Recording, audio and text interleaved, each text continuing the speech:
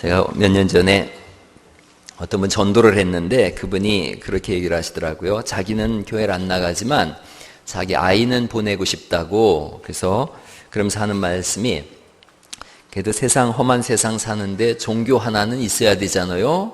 그렇게 얘기하면서 또 종교를 가지면 심성도 좋아지고 그런다고 하지 않습니까? 라고 얘기를 해요. 그런데 여러분, 신앙생활이 그렇게 낭만적이질 않습니다. 예수님 믿는다는 것이 우리가 생각하는 것처럼 어떤 종교 하나는 있어야 되지 이런 것도 아니고, 또 우리에게 어떤 낭만적인 것도 아닙니다. 또 어떤 도덕적으로 다 뭘 승화시켜준다 그런 개념도 사실은 아닙니다.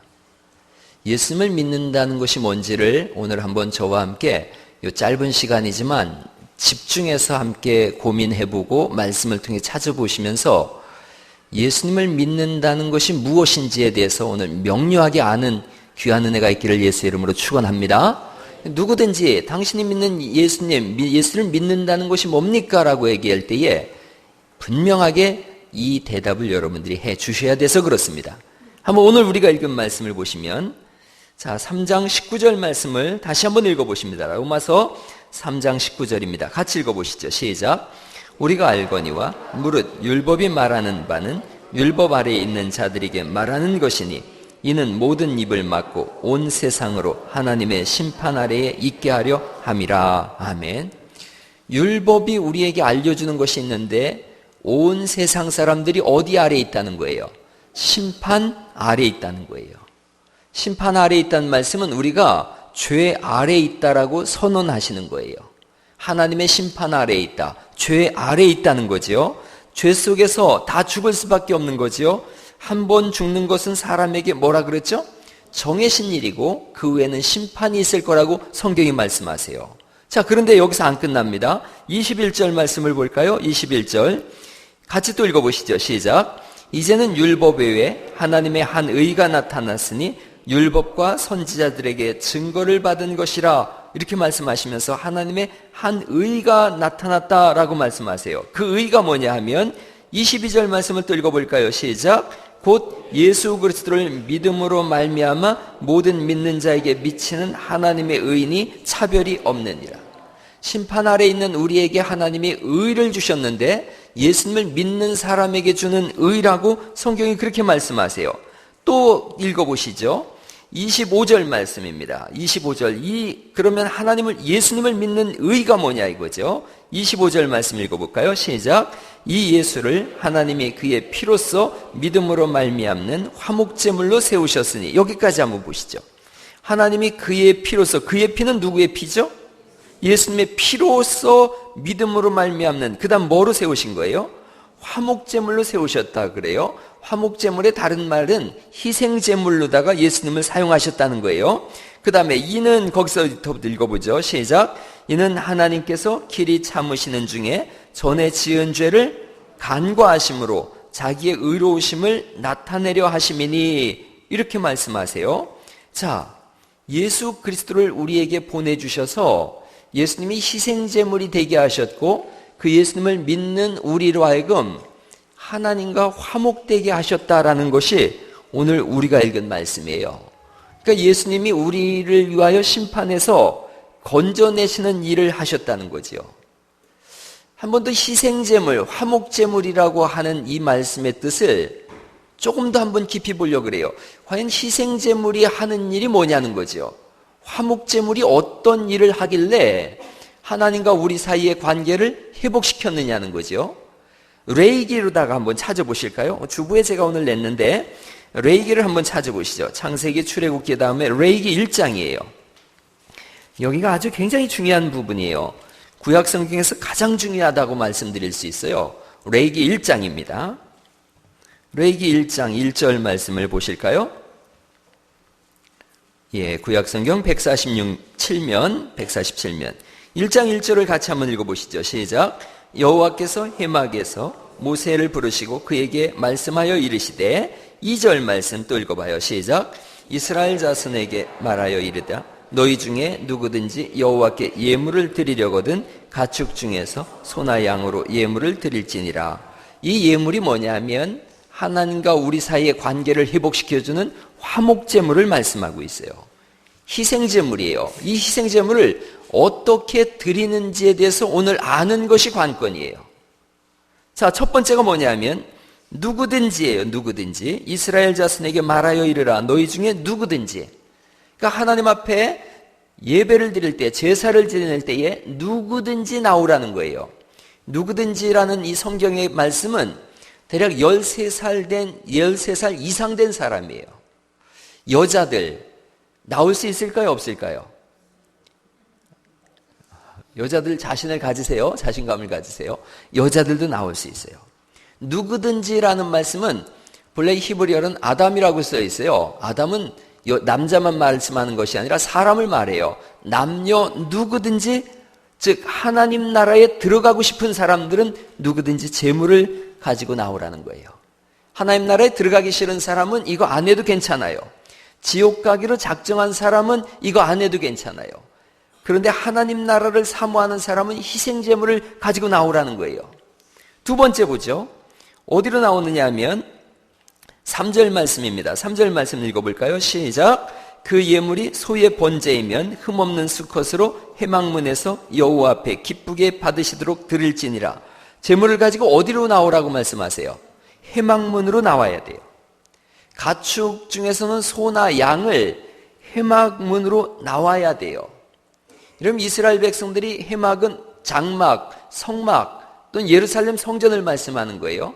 자기 집에서 흠없는 양이나 소를 잘 길러요. 1년 동안.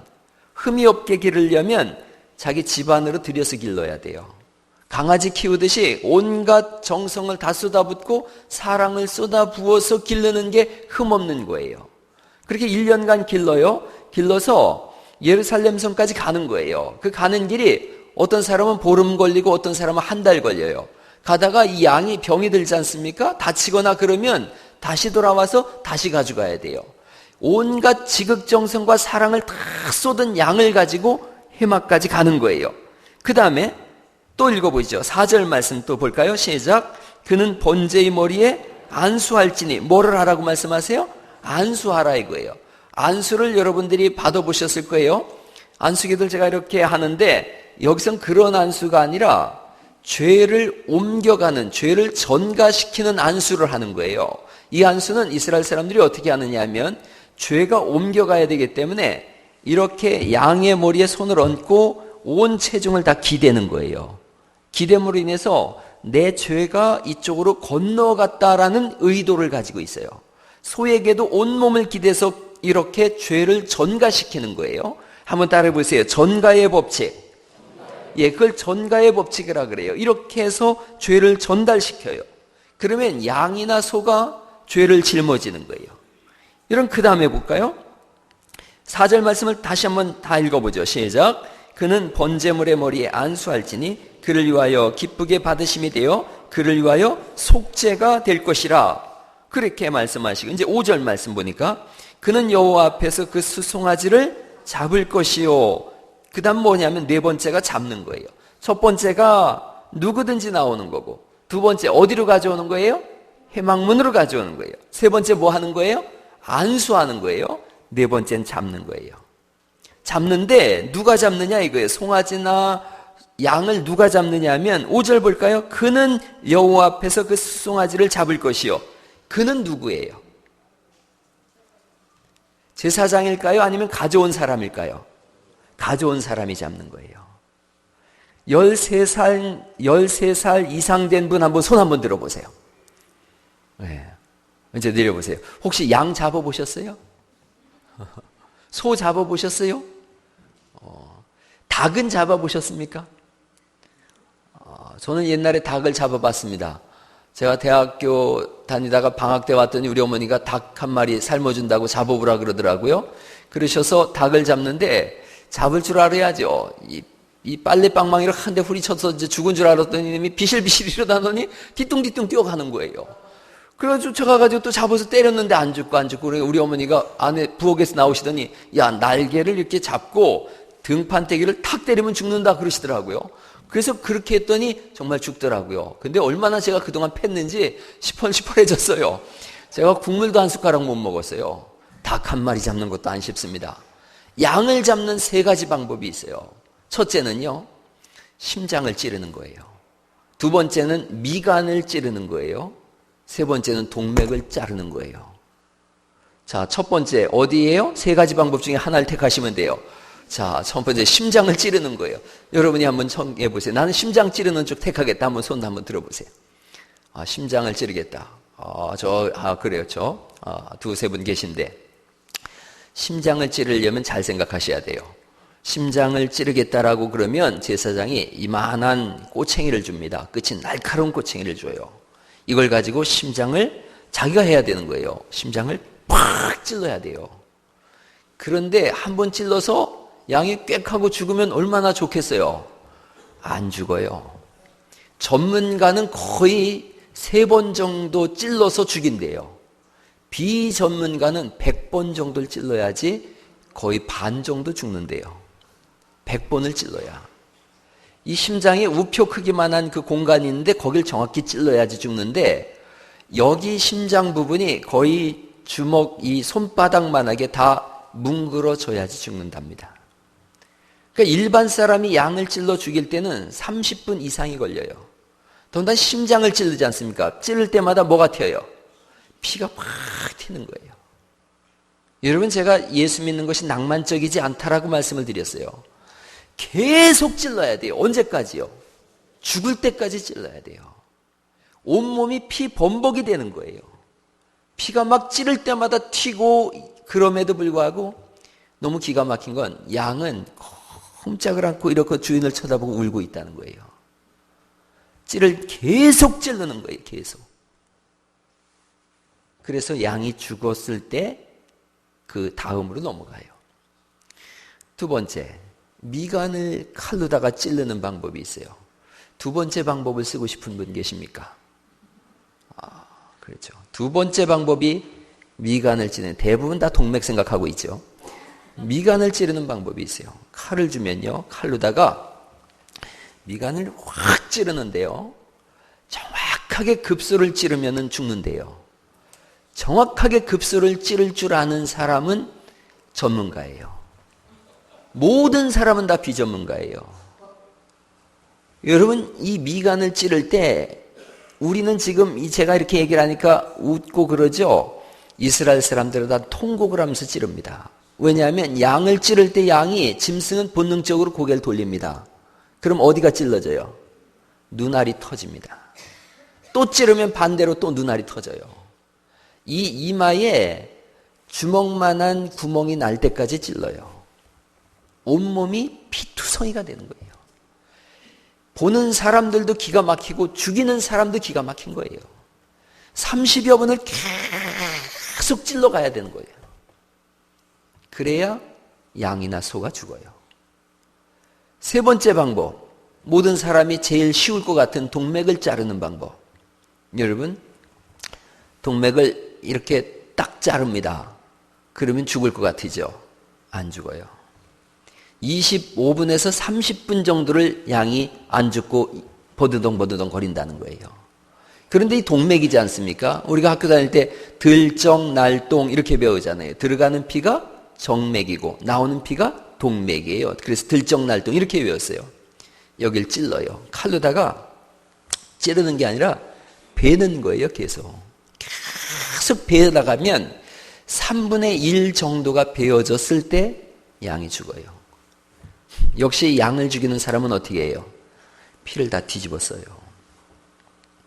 그러니 이스라엘 모든 13살 이상 된 남녀노소가 양이나 소를 잡을 때에 여기를 계속 찌르고 있고, 소는 매, 양은 매 하면서 주인만 쳐다보고 있고, 그 자리에서 다 통곡을 하면서 이걸 찔러요.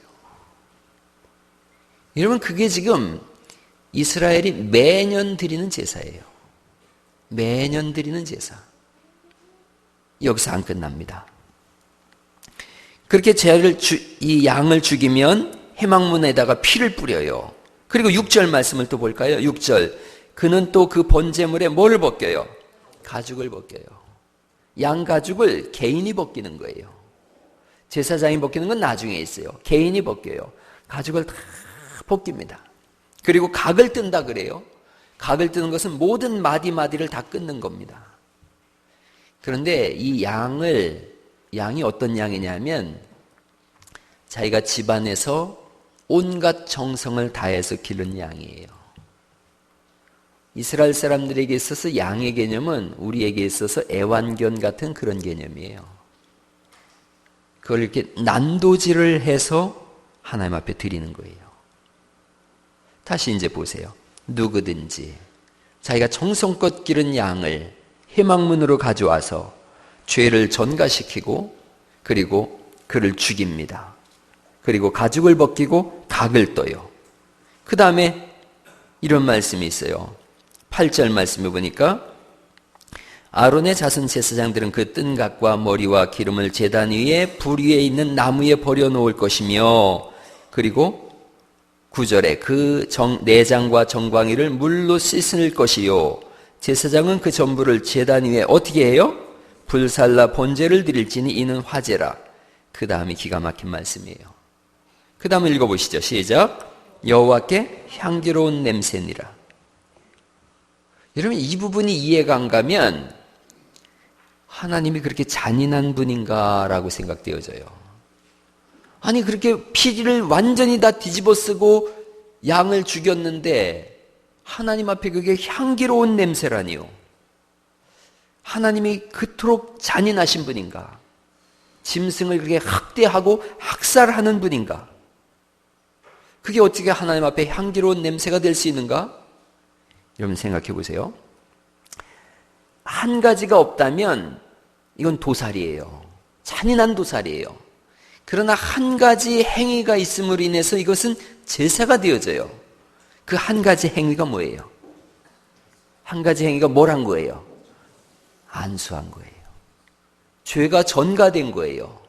죄가 전달됨으로 인해서 이것이 도살이 아니라 뭐가 된 거예요? 제사가 된 거예요.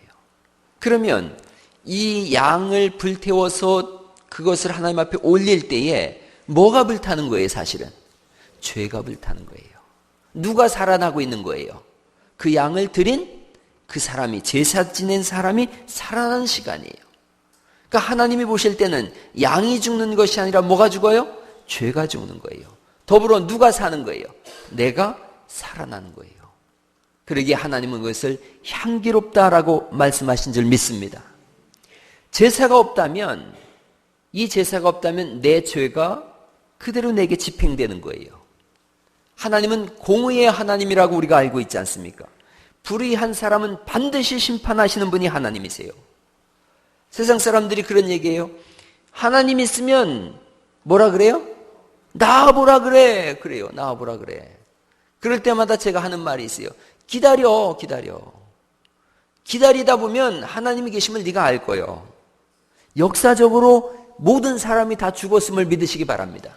죽으면 하나님 앞에 서서 본인이 원치 않더라도 하나님이 계심을 본인이 아는 거예요.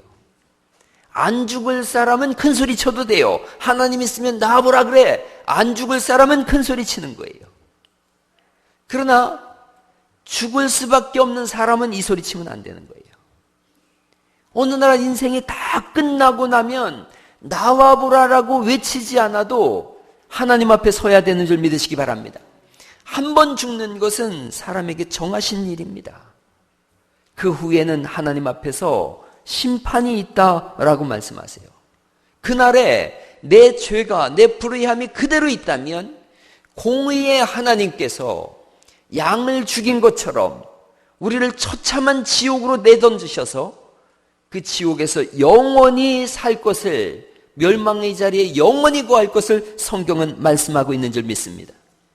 양이 잔인하게 죽임을 당하고 껍질이 벗겨지고 각이 떼어져서 불구덩이에 던져지듯이 하나님 있으면 나와보라라고 하면서 자기의 죄를 가지고 있는 그 사람은 하나님의 공의에 의해서 그 죄를 품고 영원한 지옥으로 떨어질 것입니다. 제사가 있을 때만 죄가 전가됩니다. 여러분 다시 한번 생각해 보세요. 그 양을 잡을 때, 소를 잡을 때 흠이 있는 양이에요? 흠이 없는 양이에요? 흠 없는 양이에요. 나는 죄가 있어요. 양은 흠이 없어요. 내 죄가 양에게로 옮겨가고 흠없는 양의 흠없음이 내게로 전달되는 거예요.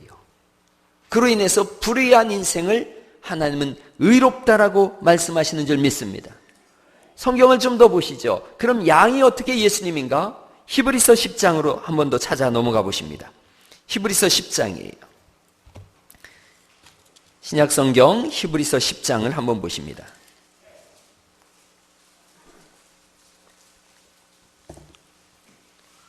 히브리서 10장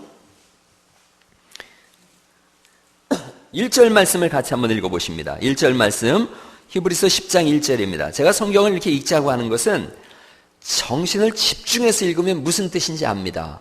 그러나 아무 생각하지 않고 읽으면 무슨 말인지 하나도 몰라요. 여러분 옛날에 영어 공부하실 때 영어 읽을 줄 알아서 막 읽지만 생각하지 않고 읽으면 무슨 말인지 하나도 모르죠. 똑같은 내용이에요. 10장 1절을 집중해서 한번 읽어봅니다. 시작. 율법은 장차 올 좋은 일의 그림자일 뿐이요 참 형상이 아니므로 율법은 그림자라고 말씀하고 있고 참 형상이 아니라 그러죠. 그 다음 같이 읽어보죠. 시작. 해마다 늘 드리는 같은 제사로는 나오는 자들을 언제나 온전하게 할 수 없느니라. 온전하게 할 수 없다라고 말씀하시면서 3절 말씀을 읽어볼까요? 3절 시작.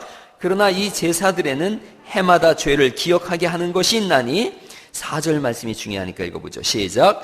이는 황소와 염소의 피가 능히 죄를 없이 하지 못함이니라. 이렇게 말씀하세요. 황소와 양, 염소 드리지만 그것이 내 죄를 해결하지 못한다는 거예요. 왜 그럼 그렇게 하셨느냐 하면 5절입니다. 5절 읽어보시죠. 시작. 그러므로 주께서 세상에 임하실 때에 이르시되 하나님이 제사와 예물을 원하지 아니하시고 오직 나를 위하여 한 몸을 예비하셨도다. 한 몸을 예비하셨다고 말씀하세요. 그 한 몸이 누구겠어요?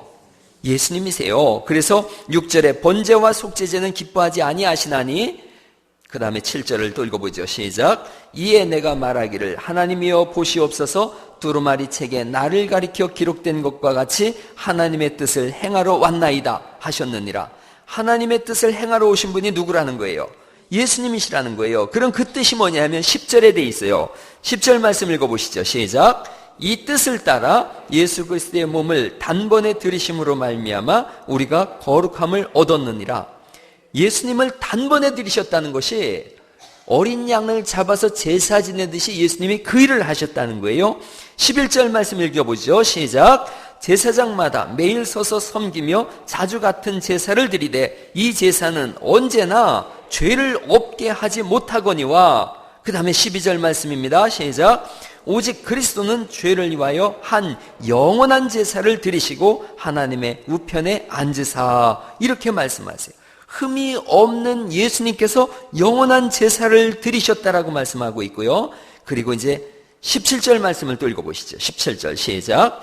또 그들의 죄와 그들의 불법을 내가 다시 기억하지 아니하리라 하셨으니 그러니까 예수님께서 우리의 죄를 짊어지시고 십자가에 죽으신 것을 통해서 하나님은 우리의 죄와 불법을 다시는 기억하지 않는다고 말씀하신 줄 믿습니다. 18절 말씀 또 읽어보시죠. 시작.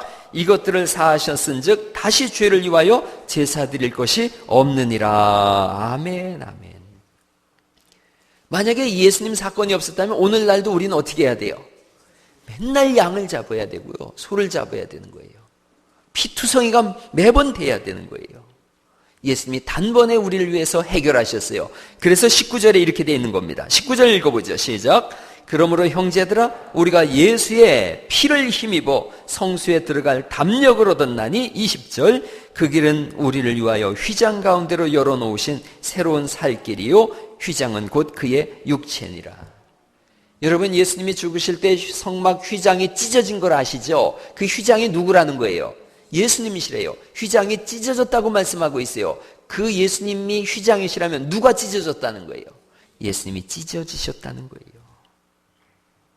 그래서 예수님의 십자가 사건을 이사야서 53장에 그렇게 말씀하세요. 그가 찔림은 우리의 허물 때문이요. 예수님이 창에 찔려서 심장을 관통당하셨거든요. 온몸에 물과 피를 다 흘리셨어요. 그가 상함은 우리의 죄악을 인함이라. 예수님이 가시면류관을 쓰셨습니다. 여러분, 우리가 생각하는 가시처럼 작은 가시가 아니라 이스라엘 사람들은 나무에 못을 박거나 흙에 못을 박을 때 못 대신 이 가시를 썼어요. 그 상함을 얻으셨고요. 징계를 받음으로 우리가 평화를 누리고 십자가에 못 박히신 예수님이세요. 채찍에 맞음으로 우리가 나음을 입었도다. 여러분, 우리가 생각하는 그런 TV에 나오는 그런 채찍이 아닙니다. 이스라엘 사람들이 십자가에 매다는 죄인을 향해서 내리칠 때에 쓰는 채찍은 2m 정도의 길입니다. 2m면 여기서 저 벽 있는 요 은하나 설이 있는 여기쯤 되겠네요. 이 채찍을 휘둘러서 사람을 제대로 때릴 수가 없어요. 이 채찍을 그럼 어떻게 하느냐면 끝에 나비 모양의 날카로운 납을 달아 놓습니다. 나비 모양의 새 납을 달아서 사람을 휙 해서 감아요. 온몸을. 때리는 채찍이 아니에요. 감아서 당기는 거예요. 그러면 나비 모양의 이 납이 온몸에 다 틀어 박히거든요. 그래서 당기는 순간 뼈가 다 드러납니다. 예수님에게 그런 채찍을 가했다라고 성경이 말씀하세요. 그가 채찍에 맞음으로 우리가 나음을 입었다고 성경은 말씀하시는 줄 믿습니다. 십자가에 가시기 전에 이미 온 몸이 너덜너덜하게 다 찢겨지신 거예요. 성경은 예수님이 하나님의 아들이신 그분이 그렇게 된 이유가 나 때문이라고 말씀하세요. 우리의 죄 때문이라고 말씀하세요. 우리가 매년 양을 잡지만 그 양을 잡는 것이 내 죄를 해결하지 못하고 하나님의 아들이 직접 오셔서 양이 되어주시고 내가 양을 죽이듯이 예수님이 그렇게 사람들에 의해서 죽임을 당하셨어요. 채찍질한 사람이 누구며 가시관을 씌운 사람은 누구고 창을 찌른 사람은 누군가? 여기는 저와 여러분의 죄 때문이니까 결국 우리 때문인 줄 믿습니다. 우리가 그렇게 했다는 거예요. 우리가. 하나를 더 말씀드립니다. 그러면 어떻게 죄가 전가되는가를 한번 보려고 그래요. 여기가 중요하죠. 내 죄가 전가되지 않았다면 예수님의 죽음은 헛죽음이 되지 않습니까? 어떻게 죄가 전가되는가? 성경은 한마디 말씀하세요. 오직 믿음으로 전가된다고 말씀하세요. 그 믿음이라는 게 어떤 거냐면 예수님 믿습니다라는 게 믿음이 아니에요. 제가 지금 말씀드린 이 모든 구약적 사건서부터 이해가 되어져야 되는 거예요. 아, 그런 일이 있었구나를 알아야 돼요. 교회지 않습니까? 교자는 가르칠 교자를 쓰는 거예요. 선회가 아니에요. 무슨 참선에서 얻는 게 아니에요. 하나님의 말씀을 배우는 거예요. 그런 역사적 사건이 있었구나. 예수님이 나를 위하여 죽으셨구나. 양을 죽이듯이 그렇게 도살당하셨구나. 그런데 죄가 이렇게 전가되어졌구나를 듣는 거예요. 듣고 이해하는 거예요. 그리고 마음으로 믿어 의에 이르고 입으로 시인하여 구원에 이른다라고 말씀하고 있어요. 여러분, 입으로는 얼마든지 시인할 수 있다는 거예요. 교회 온 사람들한테 예수님 믿습니까? 그럼 누구든지 다 예수님 믿어요 다 얘기할 수 있다는 거예요. 그러나 그 전에 입으로 시인하기 전에 어디가 먼저예요? 마음으로 믿어요. 마음으로 믿어. 마음으로 믿는 건 알 수 있어요? 없어요? 누구만 알 수 있어요? 하나님과 본인만 알 수 있어요. 그 누구도 믿음이 있는지 없는지는 아무도 모릅니다. 여기는 목사도 몰라요. 누구만 아느냐? 자신과 하나님만 알아요. 이 모든 십자가 사건을 다 듣고 예수님을 믿음으로 내 죄가 전가되는구나. 내 죄가 온전히 전달되어지고 예수님의 의가 내 속에 들어오는구나. 내가 그 예수님을 믿어야 되겠다. 그렇게 마음으로 믿을 때 의가 의롭다 하시고 입으로 시인할 때 하나님은 구원이라고 말씀하세요. 여러분, 오늘 간절히 바라기는 진짜로 예수님을 믿는 은혜가 있기를 간절히 축원합니다. 진짜로 믿었는지 안 믿었는지는 또 어떻게 알 수 있느냐? 천국에 갔을 때 비로소 알아요. 천국에 가면 비로소 우리가 알게 되는 거예요. 있어야 될 사람이 없을 때 우리가 얘기할 수 있죠. 그 사람 잘 믿는 것 같더니 아니구만 얘기할 수 있어요. 때로는 교회 안에서 정말 안 믿는 것 같은 사람이 있을 수 있어요. 왜냐하면 사람마다 다 심성이 달라요. 어떤 사람은 날 때부터 정인군자적 심성을 가지고 정말 착하게 사는 사람이 있어요. 우리가 흔히 그런 말 하지 않습니까? 저 사람은 예수 안 믿어도 천국 갈 것 같아. 그런 사람이 있어요. 그렇게 착한 사람이 있어요. 그러나 안 믿으면 여전히 지옥이죠. 그렇게 착하지만, 그래서 그 자기 심성의 착함을 따라 살았지만, 그래서 교회까지 와서 착하게 살았지만 예수 안 믿는 사람이 있어요. 그 사람은 그렇게 착하게 살았을지언정 지옥 가죠. 그러나 어려운 시간을 보냈어요. 어릴 때 아주 말 못할 시련과 고난을 당했어요. 그러면서 이분은 다른 사람과 이렇게 함께 할 줄도 모르고 또 때로는 퉁명스럽기도 하고 소위 누가 봐도 참 싸가지 없어 보이는 그렇게 보이는 분이 있을 수 있어요. 살아온 삶이 다 다르니까. 그러나 그분이 진실하게 예수 믿었다면 그는 하나님 나라 백성 되는 줄 믿습니다. 안 믿는 것 같더니 진짜로 믿었구나 할 수 있는 거예요. 중요한 건 남의 문제가 아니라 자신의 문제예요. 진짜로 믿어야 돼요. 진짜로 고백해야 돼요. 진짜로 신앙생활 해야 되는 줄 믿으시기 바랍니다. 우리의 죄가 진짜로 예수님에게로 전가되어졌고 예수님의 의가 우리 안에 와서 진짜로 의롭다함을 얻은 거예요. 예수님께서 정말로 우리의 죄를 대신 짊어지신 줄 믿으시기 바랍니다. 이걸 진짜로 믿어야 되는 거예요. 목사는 다르게 이걸 믿게 할 방법이 없어요. 성령님의 은혜 가운데서 이렇게 예수님을 정말로 받아들이고 믿는 은혜가 있기를 예수님의 이름으로 축원합니다. 한 번 더 생각해 보세요. 그러면 이 세상에서 제일 나쁜 놈이 누굴까요? 나쁜 놈 그럼 남자들만 떠올리니까 제일 나쁜 인간이 누굴까요? 이 세상에서 정말로 최악으로 나쁜 인간 누굴까요? 예수 믿는 사람들이죠. 왜요? 내 죄를 누구한테 넘겼으니까요? 예수님한테 넘겼으니까. 최고로 나쁜 인간들이죠. 그런다고 또 착하게 살아야지 하고 내 죄 내가 끌어안고 가겠습니다. 이게 아니죠. 우리는 우리의 죄를 다 예수님한테 전가시킨 악당들이에요. 자랑이 있을 수 있어요, 없어요? 그래서 오늘 우리가 읽은 로마서에 있는 이 말씀이 자랑이 있을 수 없느니라 이렇게 말씀하세요. 내 죄를 예수님께로 다 넘긴 최악의 악당이 나구나. 자랑할 수가 없는 거예요. 그래서 우리가 부르는 찬송이 나 같은 죄인 살리신 그 은혜 놀라와 찬송할 수밖에 없어요. 그 은혜로 인하여 믿음으로 말미암아 구원을 얻었나니 이것이 너희에게서 난 것이 아니요 하나님의 선물이라고 말씀하시는 줄 믿습니다. 그래서요 한 걸음 더 나간다면 그리스도인은 절대로 다른 사람을 정죄할 수 없는 사람이에요. 자랑할 수 없고 잘난 척할 수 없고 남을 정죄할 수 없어요. 헌신하면서 감사할 수밖에 없어요. 그리스도인의 입에서 나오는 은혜를 받은 사람의 입은 한마디밖에 없어요. 감사합니다. 하나님의 은혜입니다. 예수님의 사랑입니다. 성령님의 역사입니다. 이 고백밖에 없는 줄 믿으시기 바랍니다.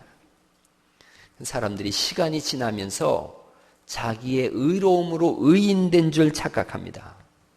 그래서 한참 예수를 잘 믿으면 자기의 의로움으로 의인된 줄 알고 남을 정죄하기도 하고 판단하면서 자신의 의로움을 드러내려고 그래요. 매년 양을 잡지 않음으로 인해서 잃어버린 거예요. 잊어버린 거예요. 그리고 신앙생활도 어느 순간 느슨해져 버립니다. 믿는지 안 믿는지 알 수 없는 미지근한 신앙이 되어집니다. 여러분 예레미야서 2장 2절에 주보에 있는 말씀이니까 같이 한번 읽어보실까요? 예레미야서 2장 2절 말씀 같이 한번 읽어보시죠. 시작.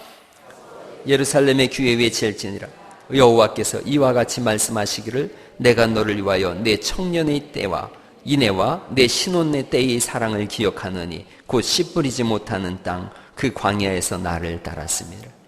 하나님께서 기억하라고 하세요. 너와 내가 광야에서 어려움 가운데 고통 가운데 눈물 가운데 광야를 지날 때에 그 신혼 때를 기억하라 그러세요.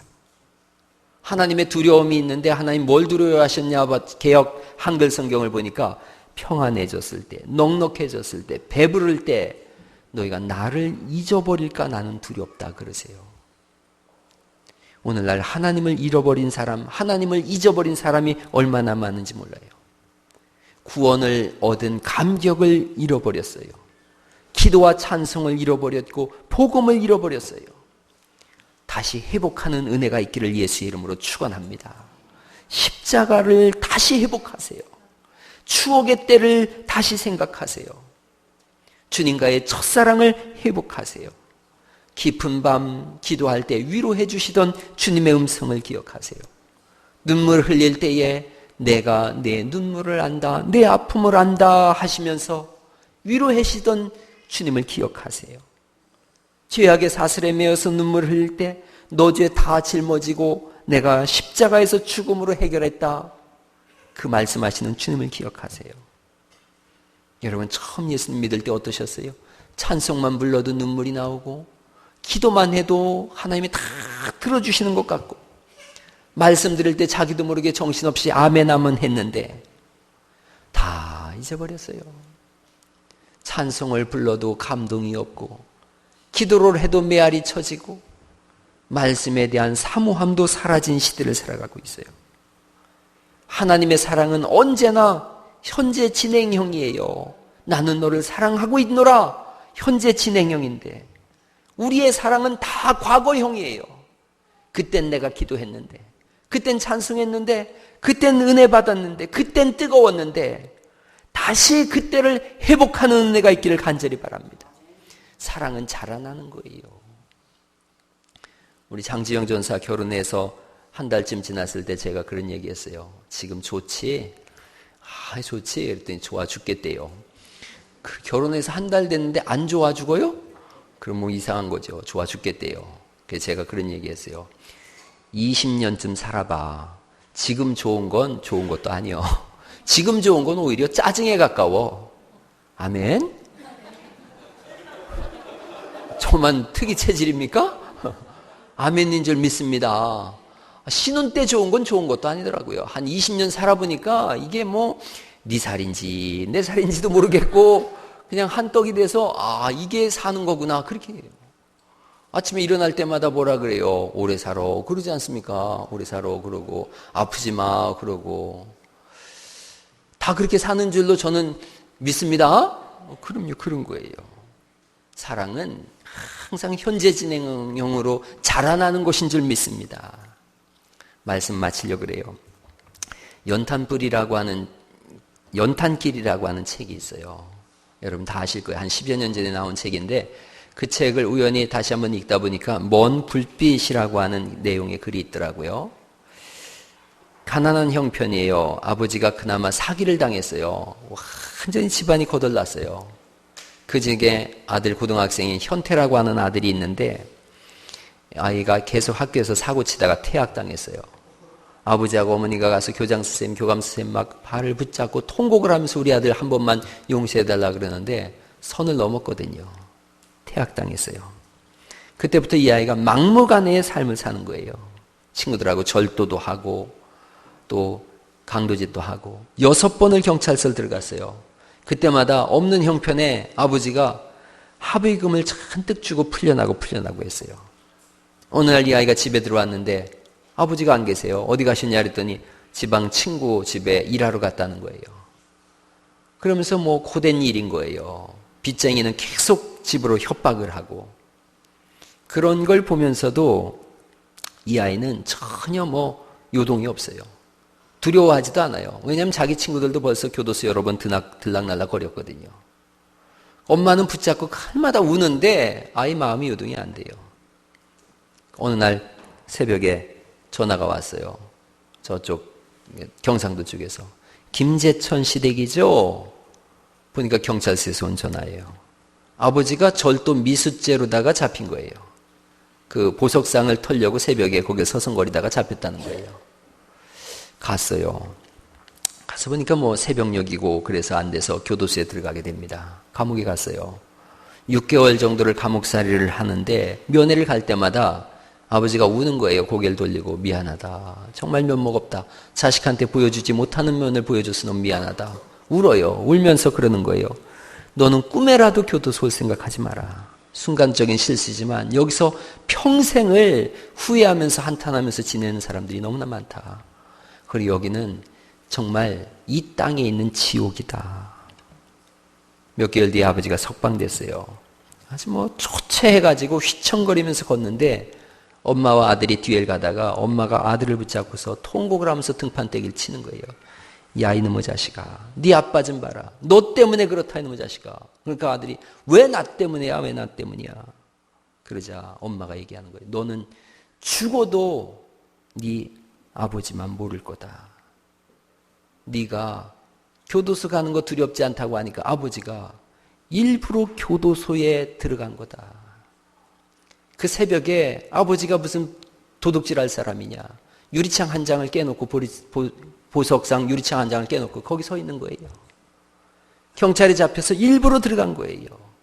너한테 교도소가 얼마나 끔찍한 곳인지를 보여주려고 아버지가 일부러 들어갔다. 생때 같은 네 놈이 평생 교도소 들락거리면서 인생 허비할까 봐 그렇게 했다. 큰 충격을 이 아들이 받았어요. 그래서 고등학교를 다시 편입을 하고 전문대학을 갔다라는 것이 나온 거예요. 그렇게 글을 썼어요. 아들을 위해 아버지는 스스로 어둠이 되었다. 빛을 거부했던 아들의 어둠 속으로 들어와서 끝내는 그르치고야 말 그의 인생 앞에 불빛 하나를 밝혀주었다. 어두운 밤 바다 같은 인생길에서 표류할 때마다 바라볼 수 있는 먼 불빛, 아버지다. 오늘 들은 말씀을 잘 생각해 보세요. 어린 양을 죽여야 했던 우리 대신에 이 어둠의 땅에 사람의 모습을 하고 이 땅에 오셔서 우리 죄를 다 짊어지신 예수님, 그 예수님 안에서 오늘부터 새롭게 살 수 있기를 간절히 바랍니다. 전혀 다른 사람으로 사셔서 모든 죄악의 쇠사슬을 끊어버리고 의와 진리의 거룩함을 덧입은 믿음의 새 사람으로 하나님 앞에 세움받으실 수 있기를 예수님의 이름으로 축원합니다.